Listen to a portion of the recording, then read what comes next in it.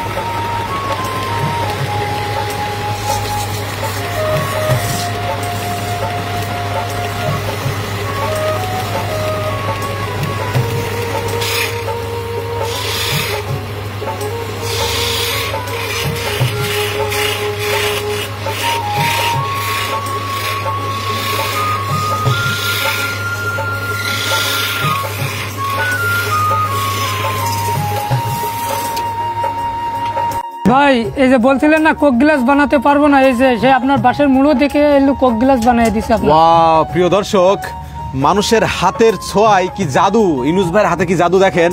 ইউনুস ভাই কিন্তু বাঁশের গোড়া দিয়ে তৈরি করে দিল কোক গ্লাস। আর কোক গ্লাসের যে স্টাইল দেখছি এর ভিতরে কিন্তু এরকম করে লাল পানিও খাওয়া যাবে একেবারে। ওয়াও, অসাধারণ, কিন্তু অসাধারণ।